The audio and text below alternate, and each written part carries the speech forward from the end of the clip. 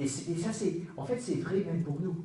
Qu'est-ce que ça veut dire quand on produit une autre personne, donc un père et une mère engendrent un enfant, on produit quelqu'un qui est différent. Et plus il devient lui-même, plus il est différent. Mais Balthazar traduit cette différence par un mot qui est distance. Il y a une distance. Il y a une distance.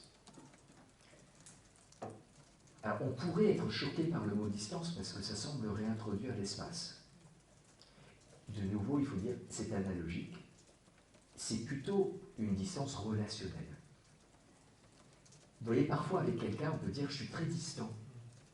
Il y a une distance qui s'est créée entre nous. Ça ne veut pas dire qu'on habite à 5000 km. On peut être dans la même maison et être distant. Et on peut être très éloigné l'un de l'autre en kilomètres et être très proche. Donc la question ici est plutôt relationnelle. Et bien sûr, on pourrait dire à Balthazar, c'est dangereux d'utiliser des mots spatiaux. Et de fait, il y a beaucoup de gens qui discutent avec Balthazar en disant, il va trop loin là. Mais il faut juste qu'on se rappelle que tous les mots qu'on utilise pour dire la Trinité sont analogiques. Donc pourquoi pas finalement utiliser un mot spatial, mais il faut être très attentif de dire c'est aussi analogique. Ce n'est pas une spatialité spatiale.